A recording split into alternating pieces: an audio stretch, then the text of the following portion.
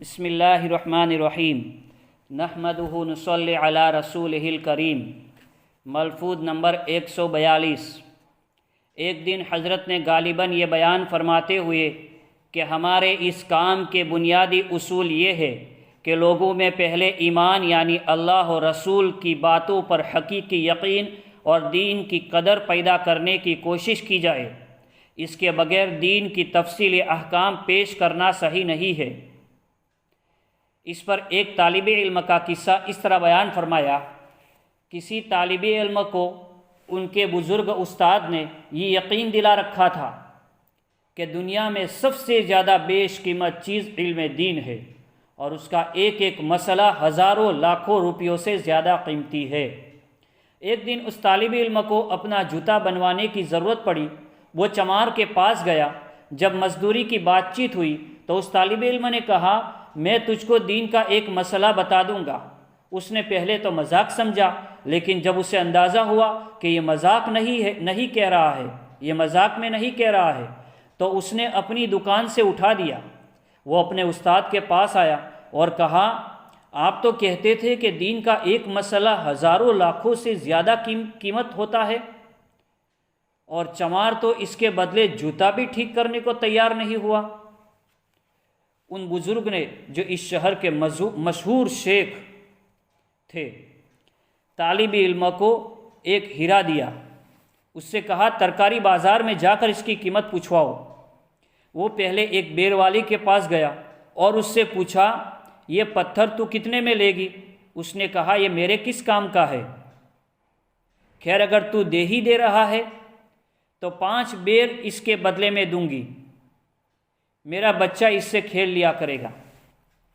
اس کے بعد ایک دوسری بیر والی سے انہوں نے بات کی۔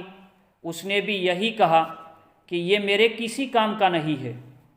یہ اپنے استاد کے پاس آئے اور بتلایا کہ اس کو تو بیکار بتلایا گیا، اور ایک بیر والی شکل سے 5 بیروں کے بدلے لینے پر تیار ہوئی۔ انہوں نے کہا، اب اس کو لے کر جوہری بازار جاؤ، وہاں جوہری سے قیمت پوچھواؤ، مگر دینا کسی کو نہیں۔ یہ گئے اور ایک جوہری دکان پر جا کر انہوں نے وہ ہیرا دکھلایا۔ دکاندار نے اس طالب علم کی صورت دیکھ کر پہلے تو اس کو چور سمجھا، لیکن جب یہ معلوم ہوا کہ یہ فلاں بزرگ کا بھیجا ہوا ہے تو کہا، یہ ہیرا ہم نہیں خرید سکتے، اس کو تو کوئی بادشاہ ہی خرید سکتا ہے۔ انہوں نے آ کر اپنے استاد کو یہ خبر دی۔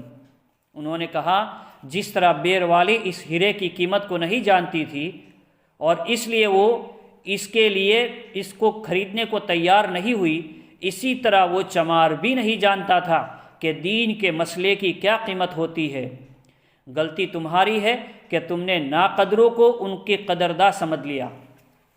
اس کے بعد اسی سلسلے میں دین کے قدر جاننے والے ایک بادشاہ کا واقعہ اسی طرح بیان فرمایا کہ ایک دیندار اور دین کی قدر شناس بادشاہ نے اپنا ایک لڑکا مولوی صاحب کے حوالے کیا کہ اس کو علم دین پڑھاؤ۔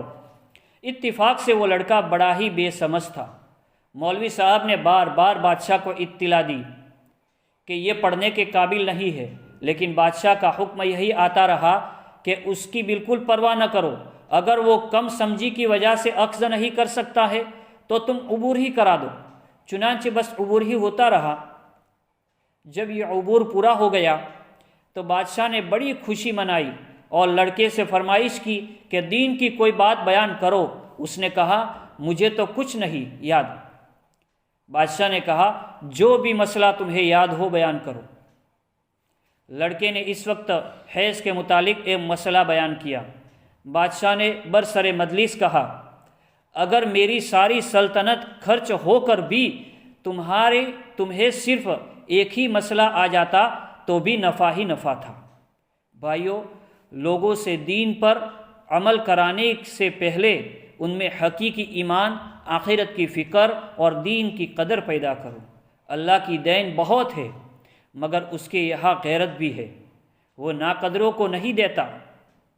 تم بھی اپنے بڑوں سے دین کو قدر کے ساتھ لو، اور اس قدر کا مقتضا بھی یہی ہے کہ ان کو اپنا بڑا محسن سمجھو اور پوری طرح ان کی تعظیم اور توقیر کرو۔ یہی منشا ہے اس حدیث کا، جس میں فرمایا گیا ہے جس نے اپنے محسن آدمیوں کا شکر ادا نہ کیا اس نے اللہ کا بھی شکر ادا نہیں کیا۔ وآخر الدعوانا ان الحمد للہ رب العالمین۔